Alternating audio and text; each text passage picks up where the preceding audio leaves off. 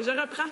Alors, je suis bien contente de m'exprimer sur ce projet de loi-là parce que, mes parents ont vécu cette situation-là, d'avoir un enfant malade à la maison. Et ça a été très difficile pour ma famille à l'époque financièrement, et pas juste financièrement, mais entre autres. Alors, je trouve ça particulièrement intéressant qu'il y ait quelque chose qui se fasse pour les parents à ce niveau-là.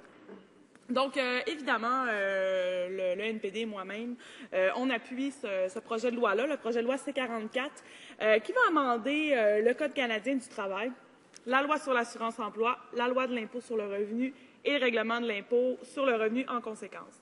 Donc, ces nouvelles mesures-là permettront aux travailleurs de prendre congé et de retirer de l'assurance-emploi dans l'éventualité où leur enfant serait gravement malade, disparaîtrait ou décéderait à la suite d'un crime. Le projet de loi C-44 apporte une série d'amendements au Code canadien du travail afin d'augmenter les congés pour les parents, ce que je trouve intéressant. On peut quand même pas toujours être en désaccord, Monsieur le Président. Donc, ici, ça permet, entre autres, d'allonger le congé maternité et parental par le nombre de semaines durant lesquelles l'enfant est hospitalisé. Ça permet d'allonger le congé parental par le nombre de congés de maladie pris durant le congé parental, de même que pour la participation à la réserve des forces également. Accorde un congé non payé qui pourrait aller jusqu'à 37 semaines pour les parents d'enfants gravement malades. Accorde également un congé non payé pour les parents d'enfants assassinés à la suite d'un crime. Donc, on parle de 104 semaines ou disparus à la suite d'un crime. On parle ici de 52 semaines. Allonge également la période de congé non payé qui peut être pris en raison de maladies et de blessures sans crainte d'être mis à pied à 17 semaines, ce qui est quand même également intéressant. Je dois souligner également que la Coalition canadienne des aidantes et aidants naturels a félicité le gouvernement fédéral concernant la nouvelle prestation extraordinaire d'assurance-emploi qu'ils ont proposée pour les parents qui prennent un congé afin de s'occuper d'un enfant gravement malade ou blessé. Effectivement, c'est important de souligner que, ici, on parle de parents, mais dans tous les cas, les aidants naturels, c'est l'épine dorsale invisible de notre système de soins de santé. Ça, il ne faut pas se le cacher. Et il faut aider ces gens-là, finalement. Ils assument divers rôles essentiels dans les soins qui sont apportés aux enfants, aux parents ou à d'autres membres de leur famille qui ont besoin de ce soutien en raison d'une blessure, d'une maladie de longue durée ou d'un handicap. Donc, la Coalition estime qu'il y a environ 5 millions de Canadiens qui fournissent des soins non rémunérés à des êtres chers, donc plusieurs d'entre eux étant leurs enfants ou des membres de la famille. Alors, comme je disais plus tôt, oui, nous appuyons cette initiative qui a pour but de venir en aide aux familles d'enfants assassinés ou disparus afin qu'elles n'aient plus à se préoccuper du soutien financier. Comme je disais plus tôt, quand on est un parent et qu'on a l'inquiétude d'avoir un enfant malade à la maison, on n'a pas besoin en plus d'avoir le souci de joindre les deux bouts, d'être capable de payer notre loyer, d'être capable de manger, d'être capable de payer les médicaments aussi de notre enfant qui sont extrêmement coûteux. Donc, je trouve que c'est quelque chose d'intéressant pour les parents, mais aussi pour les enfants qui ont besoin de leurs parents quand ils sont malades. Je veux dire, moi, je vais parler un petit peu de mon vécu. Oui, j'ai eu une petite sœur qui était malade quand j'étais jeune et ma mère a eu la chance de pouvoir rester avec elle. Mais combien de fois j'ai vu des parents se crever le cœur à être obligés de partir travailler, à laisser leur enfant seul à l'hôpital et être obligés de partir travailler pour gagner leur vie. Écoutez, ça ne se décrit pas comme sentiment qu'un parent peut avoir, et je vous dis ça, et je suis même pas parent, je ne fais que l'imaginer. Donc, voilà, petit témoignage personnel, des fois, ça... Donc, alors, je me répète, oui, on appuie cette initiative de prolonger le congé parental puis d'offrir des prestations financières lorsque vos enfants sont malades et que votre priorité, c'est d'être parent à temps plein. On appuie également le nouveau droit de combiner les prestations d'assurance-emploi extraordinaire pour faire en sorte que si vous tombez malade ou que vous vous blessez Lorsque vous êtes en congé parental, ce qui peut arriver, on sait qu'il y a souvent des parents d'enfants malades qui vont faire un burn-out ou des choses comme ça. Souvent, ça peut arriver que ça ne vous retire pas du temps avec votre enfant. Donc, l'appui de ce projet de loi-là, Monsieur le Président, c'est pas une question d'idéologie ou de politique partisane. C'est une question de venir en aide aux familles qui en ont besoin, de venir en aide aux parents, mais de venir en aide aux enfants aussi, parce qu'on sait que quand on vient en aide aux parents, automatiquement, on vient en aide à leurs enfants.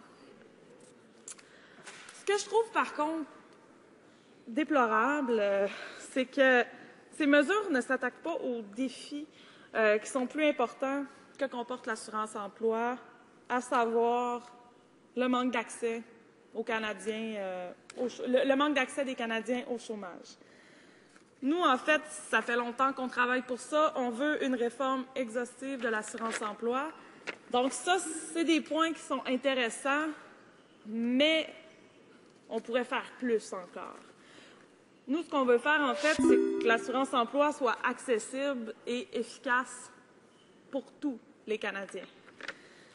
Donc, bon, en ce qui concerne les dispositions qui permettront aux parents de demander des prestations de maladie en cas des prestations de maladie tout en collectant des prestations parentales, le ministre a estimé que cela pourrait profiter à environ 6 000 Canadiens par année.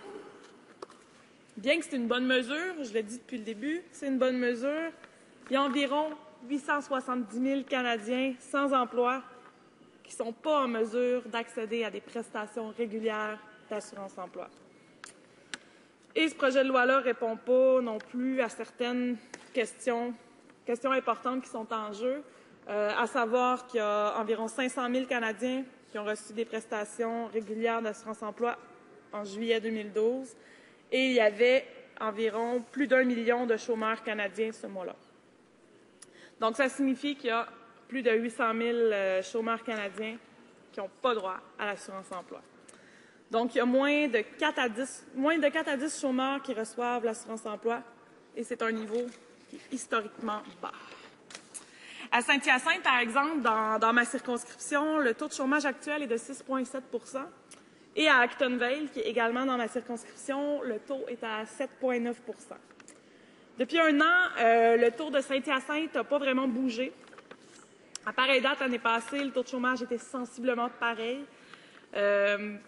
Pour la période hivernale, au moment où on remarque une augmentation habituelle du taux de chômage à cause des travailleurs saisonniers, eh bien, cette année, on a pu remarquer une tendance à la hausse qui est inhabituelle du taux de chômage.